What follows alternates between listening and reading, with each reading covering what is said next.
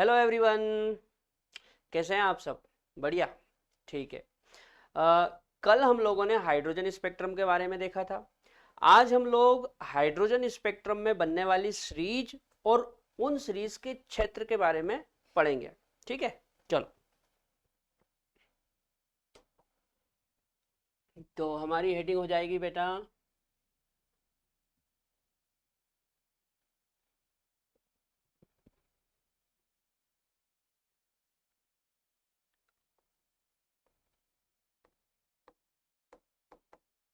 Series का नाम तथा उसका क्षेत्र। ठीक है, हमारी हेडिंग क्या हो जाएगी? सीरीज का नाम तथा उसका क्षेत्र।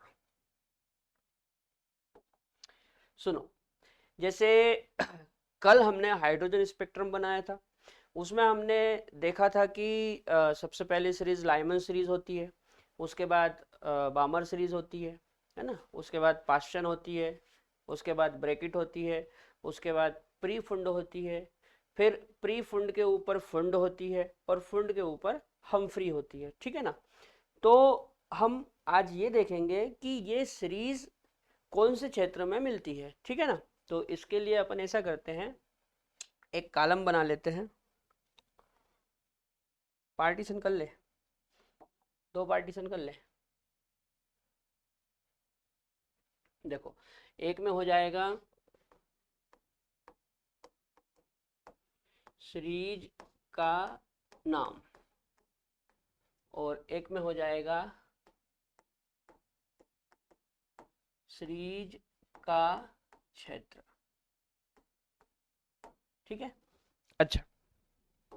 जो हमारी पहली सीरीज है बेटा, उसका नाम है लाइमेन। ठीक है, लाइमेन सीरीज। जो हमारी दूसरी सीरीज है, उसका नाम है बामर सीरीज। क्या नाम है? बामर सीरीज। जो हमारी तीसरी सीरीज है, उसका नाम है पाश्चन सीरीज।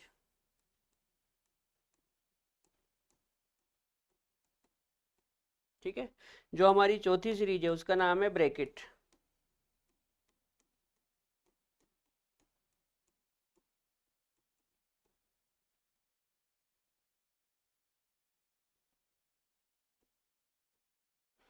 और जो हमारी पांचवी सीरीज है, उसका नाम है प्री फुंड।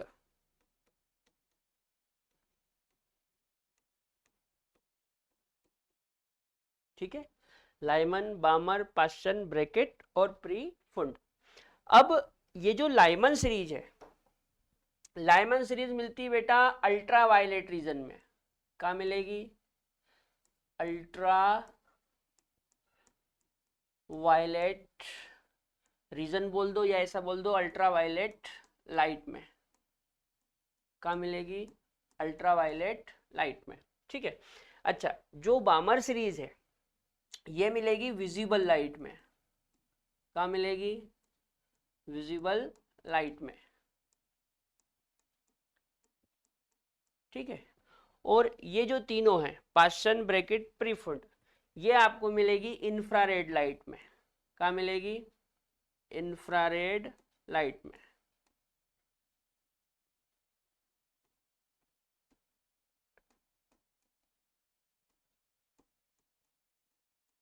ठीक है, ये भी इंफ्रारेड लाइट में मिलेगी।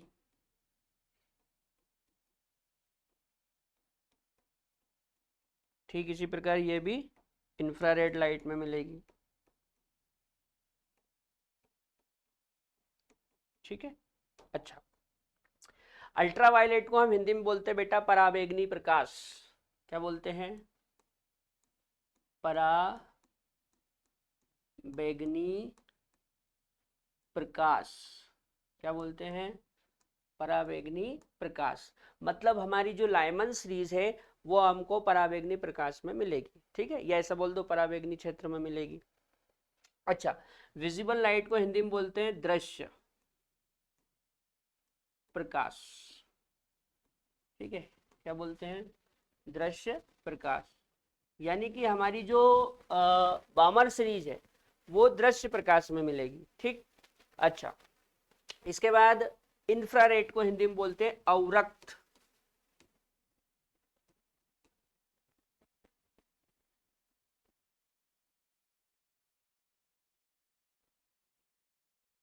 अवरक्त प्रकाश, ठीक है, मतलब हमारी ये जो तीनों सीरीज है, पास्सन, ब्रैकेट और पेरिफेरल, ये हमको अवरक्त प्रकाश में मिलेगी।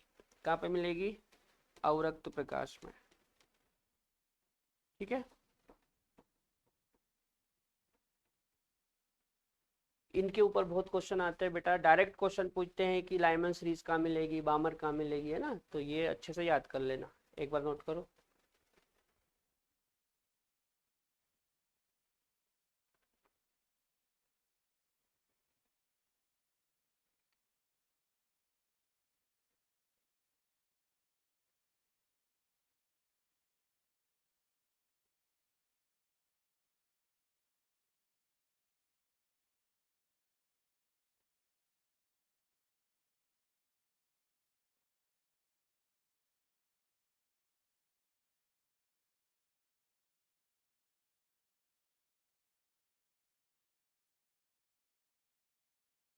ठीक है, अच्छा, अब इसके बाद इन सीरीज में जो लाइन बनती है उन लाइन की तरंग दैर्घ्य या ऊर्जा के बारे में पूछा जाता है। ठीक है, तो वो कैसे हमको सोल्व करना है वो आपको सिखाता हूं, है ना।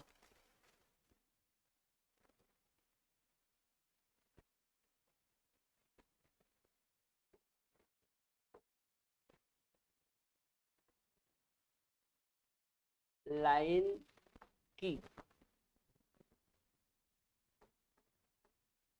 थोड़ा नीचे लिखते हैं ना,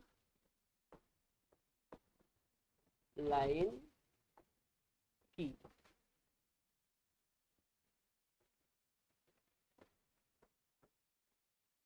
ऊर्जा तथा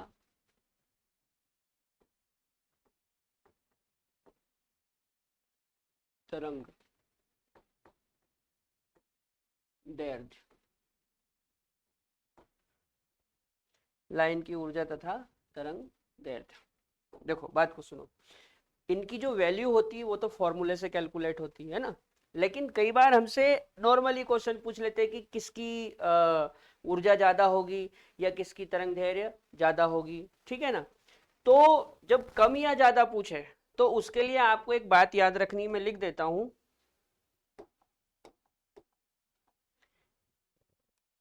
जैसे क्या होता है बेटा, कोई लाइन छोटी होती है, कोई लाइन बड़ी होती है, कोई उससे बड़ी होती है, कोई उससे बड़ी होती है। ठीक है ना, तो जो सबसे छोटी लाइन होती है उसकी तरंग दैर्घ्य अधिक होती है, सबसे छोटी लाइन की तरंग दैर्घ्य अधिक होती है, ये आप याद रखना। सबसे छोटी लाइन की तरंग दैर्घ्य सबसे अधिक होती है। जो सबसे छोटी लाइन होती है उसकी तरंग दैर्घ्य सबसे अधिक होती है। ठीक है, अच्छा, अब बड़ी लाइन की बात कर लेते हैं। तो सबसे बड़ी लाइन की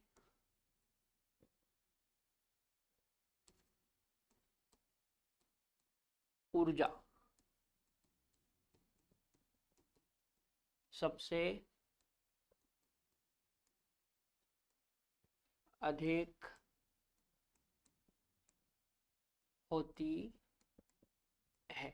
ठीक है, सबसे छोटी लाइन की तरंग दैर्घ्य सबसे अधिक होती है और सबसे बड़ी लाइन की ऊर्जा सबसे अधिक होती है। इनकी वैल्यू कैसे निकालते हैं वो हम आगे डिस्कस करेंगे, अभी केवल हम नॉर्मल क्वेश्चन कैसे सोल्व करना वो बता रहा हूं। ठीक, देखो बात को समझो, जैसे मान लो मैं आपको लाइमन सीरीज बना के बताता हूँ, है ना। एग्जाम्पल के लिए हम लाइमन सीरीज बना लेते हैं। जैसे ये N1, ठीक है, ये N2, ये N3 और ये मान लो N4 है, ठीक है, समझने के लिए। अच्छा, जैसे मान लो कोई इलेक्ट्रॉन यहां से नीचे उतरा तो ये लाइन बनेगी। मान लो यहां से नीचे उतरा तो ये लाइन बनेगी, और यहां से नीचे उतरा तो ये लाइन बनेगी, ठीक है। अच्छा, ये तीनों N1 में आ रही है, मतलब ये लाइमन सीरीज है।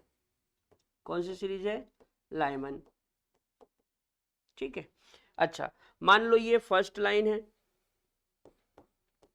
ये सेकंड लाइन है और ये थर्ड लाइन है, ठीक है। ऐसे ही इसके ऊपर भी हम बना सकते हैं। अब बात को समझना है। आप मेरे को ये बताओ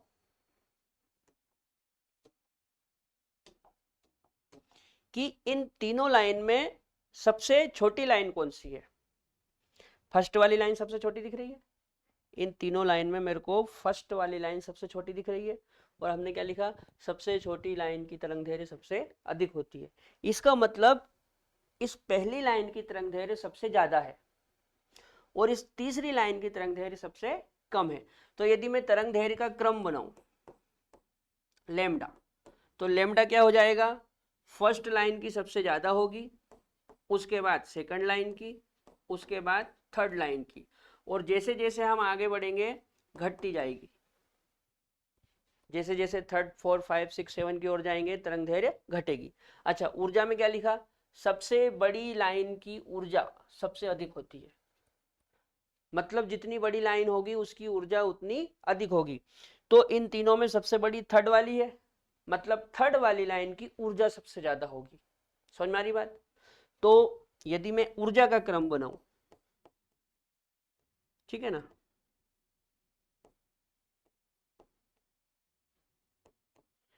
तो थर्ड वाली लाइन की ऊर्जा सबसे अधिक होगी, उससे कम सेकंड की, उससे कम फर्स्ट की, ठीक है। अब थर्ड के आगे यदि फोर्थ लाइन है तो उसकी और ज्यादा होगी, फोर से ज्यादा फाइव की होगी और फाइव से ज्यादा सिक्स की होगी। बोलो, इतना समझ में आया? इसको समझने के लिए केवल आपको ये दो पॉइंट याद रखना है। सबसे छोटी लाइन की तरंग दैर्घ्य सबसे अधिक होती है और सबसे बड़ी लाइन की ऊर्जा सबसे अधिक होती है, ठीक है। नोट करो।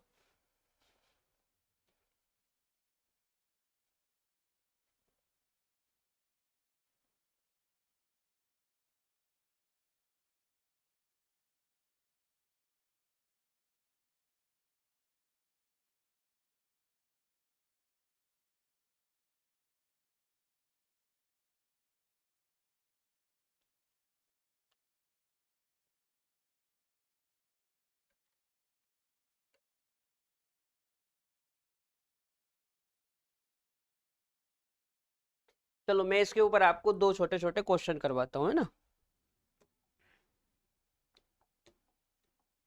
जैसे मान लो हमको क्वेश्चन दिया,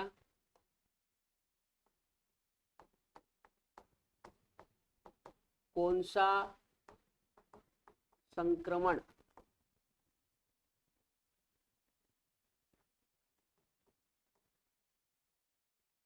अधिकतम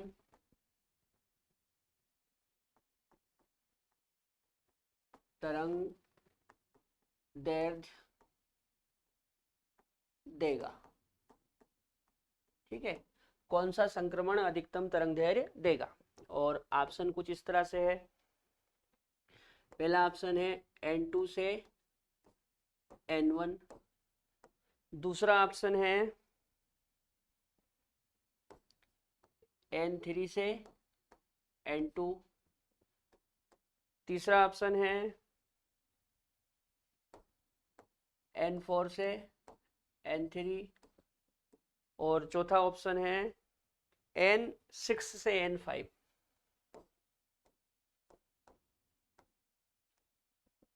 ठीक, कौन सा संक्रमण अधिकतम तरंग दैर्घ्य देगा? ठीक है, अब इसको सोल्व करते हैं। देखो,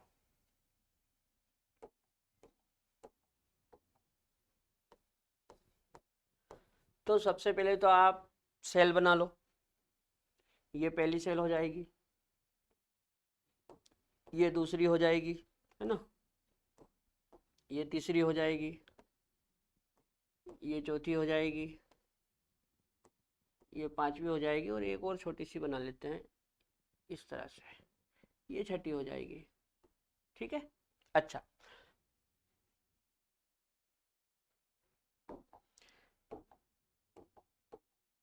अब देखो पहले ऑप्शन में क्या बोल रहा है कि N2 से N1, तो अपन क्या करो, N2 से N1 में उतरो। ठीक है, ये उतरे। दूसरे ऑप्शन में क्या बोल रहा है, N3 से N2, तो अपन N3 से N2 में उतरो। ठीक है। तीसरे ऑप्शन में क्या बोल रहा है, N4 से N3, तो अपन N4 से N3 में उतरो। और चौथे ऑप्शन में क्या बोल रहा है, N6 से N5, तो अपन 6 से 5 में उतर जाओ, ये। ठीक है। अब इन चारों में बताओ बड़ी लाइन कौन सी है, तो बड़ी वाली लाइन ये दिख रही जो N2 से N1 में आई, तो ये बड़ी लाइन है।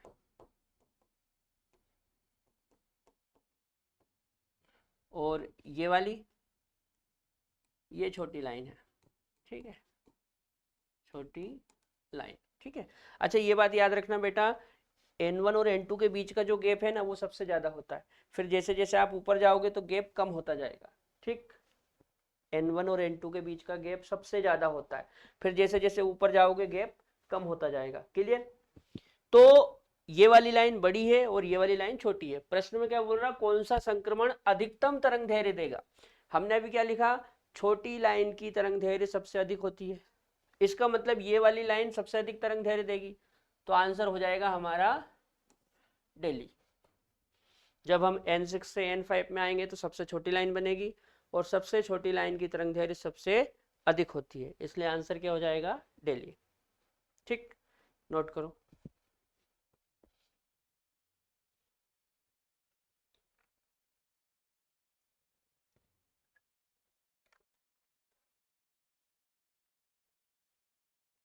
चलो एक ऊर्जा वाला और देखते हैं।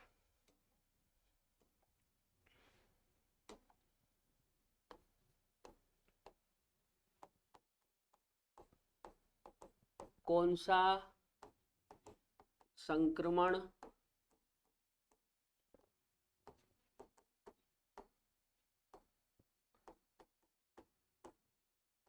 अधिकतम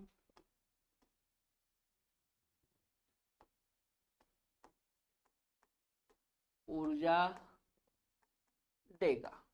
ठीक है, कौन सा संक्रमण अधिकतम ऊर्जा देगा। चलो ऑप्शन देखो, जैसे मान लो ए ऑप्शन दिया है N6 से N4। ठीक है। बी ऑप्शन दिया है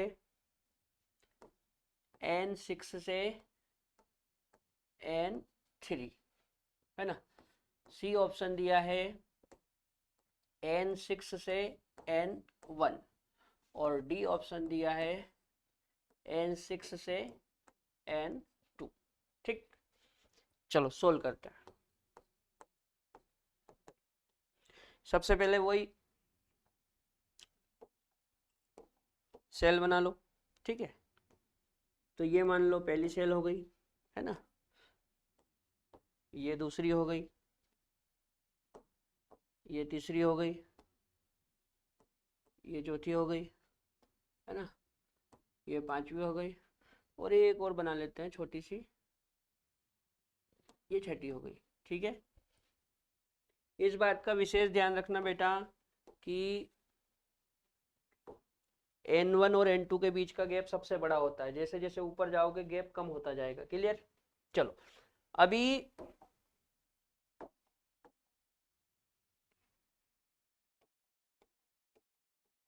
पहले ऑप्शन में क्या बोल रहा है, N6 से N4, है ना, तो ये रहा आपका N6, 6 से 4 में आओ, तो ये वाली लाइन बनेगी। ठीक है।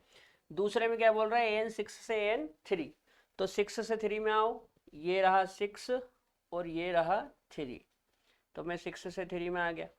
अच्छा, तीसरे में क्या बोल रहा है, N6 से N1, तो ये रहा N6 और ये आपका N1। चौथे में क्या बोल रहा है, N6 से N2, तो ये आपका N6 और ये आपका N2। क्लियर।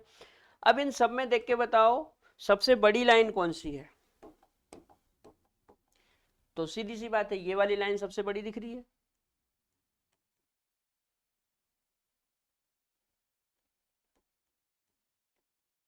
बड़ी लाइन। और सबसे छोटी कौन सी है, सबसे छोटी ये वाली है ना, सबसे छोटी। ठीक। अब क्या बोल रहा कि कौन सा संक्रमण अधिकतम ऊर्जा देगा, और ऊर्जा का कॉन्सेप्ट क्या होता है, सबसे बड़ी लाइन की ऊर्जा सबसे अधिक होती है। और सबसे बड़ी लाइन कब बन रही है, जब मैं 6 से कहाँ आ रहा हूँ 1 में, तो सबसे बड़ी लाइन बन रही है। तो 6 से 1 वाला ऑप्शन सही हो जाएगा, ठीक है ना। 6 से 1 वाला ऑप्शन कौन सा है, ये वाला, सी वाला, मतलब हमारा आंसर हो जाएगा सी। ठीक है, नोट करो।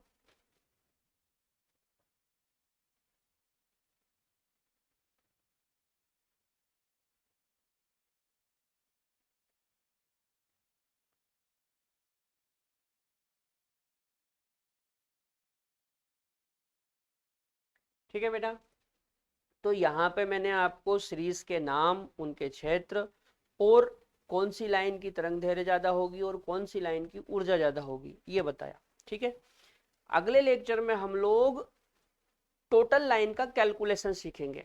ठीक है ना, कि जब कोई इलेक्ट्रॉन ऊपर से नीचे उतरता है तो टोटल कितनी लाइन बनेगी। ठीक, तो ये हम कल देखेंगे। तब तक के लिए जय राम जी की।